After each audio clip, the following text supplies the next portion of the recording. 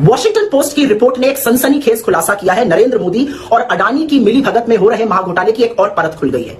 अब जो तथ्य सामने आए हैं वो चौंकाने वाले हैं। नरेंद्र मोदी ने एलआईसी से अडानी को 33,000 करोड़ रुपए दिलाए और यह तब किया गया जब अडानी को कोई कर्ज नहीं दे रहा था। उस समय नरेंद्र मोदी आगे आए और सार्वजनिक जो पैसा होता है, जो इस देश का पैसा है, एलआईसी से अडानी को दिलाया गया। ये जो सारा प्लान है 33,000 करोड़ रुपए एलआईसी से अडानी को दिलवाने का, इसकी रूपरेखा, इसका जो प्लान, इसकी जो योजना थी वो वित्त मंत्रालय के डिपार्टमेंट ऑफ फाइनेंशियल सर्विसेज और नीति आयोग ने तैयार करी। इसका अप्रूवल वित्त मंत्रालय ने दिया और प्लान ये बना कि करीब 28,600 करोड़ रुपए अडानी के कॉर्पोरेट बॉन्ड्स में डाले जाएंगे और करीब 4,200 करोड़ रुपए अडानी की कुछ कंपनीज में हिस्सेदारी बढ़ाने के लिए एलआईसी डालेगा। वो क्या कंपनीज थी? उसमें से एक अडानी ग्रीन था जिसमें एलआईसी का निवेश करीब 1.3% था। योजना में लिखा गया कि 3% तक बढ़ाना है। फिर एक और कंपनी थी जिसमें अंबुजा सीमेंट्स, जिसमें निवेश करीब 5.5% था। कहा गया 8% तक बढ़ाइए।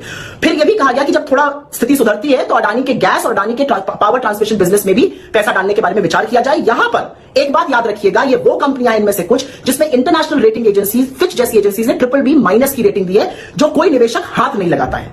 एक बात और, ये जो सारी योजना वित्त मंत्रालय, नीति आयोग, सरकार ने मिलकर नरेंद्र मोदी जी के कहने पर बनाई, वो उस महीने में बनाई जिस महीने में अडानी की पोर्ट कंपनी को अपने मौजूदा कर्ज को रीफाइनेंस करने के लिए करीब करीब 4,920 करोड़ रुपए का बॉन्ड लाना था, मई के महीने में। और 30 मई को अडानी ने खुलकर कहा कि एक ही निवेशक एलआईसी ने सारे बॉन्ड में निवेश कर दिया।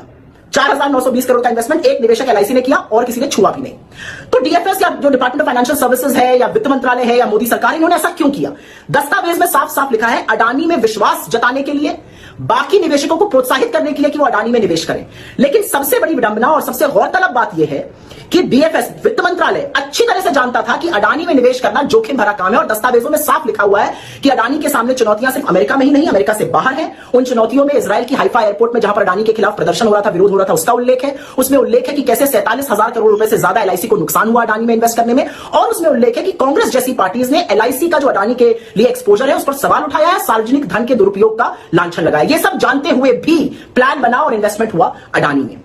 अब यहां पर एक बात गौरतलब है, एलआईसी वो कंपनी है जो छोटे मध्यम वर्ग, गरीब परिवारों के लिए, करीब 25 करोड़ पॉलिसी होल्डर्स हैं, उनके लिए जीवन बीमा करती है। सार्वजनिक धन का ये दुरुपयोग है। तो ये जो 33,000 करोड़ रुपए मोदी जी ने स्वाहा किया अडानी जी के नाम पर, यह बेल आउट नहीं तो और क्या है। और शास्त्रों में इसको विशुद्ध रूप से भ्रष्टाचार कहा गया है। अब मोदी जी आप कितनी भी जलेबी बना लीजिए, मोदी अडानी महाघोटाले के किंगपिन, मोदी अडानी महाघोटाले के आर्किटेक्ट, सरकारी पैसे का दुरुपयोग, आम जनता के पैसे को स्वाहा करने का काम अडानी के नाम पर आपने किया है और अपनी आंखें मूंदकर आप जांच भी नहीं कराना चाहते हैं। लेकिन मेरा सवाल आज उन मीडिया हाउसेस से है कि क्या इतने बड़े घोटाले को देखकर एक शब्द फूटेगा, एक टिकट चलेगा, एक शो होगा, बहस होगी? अगर होगी तो अच्छी बात है, अगर नहीं होगी तो चढ़ चुंबक कहने पे बुरा न मानिएगा।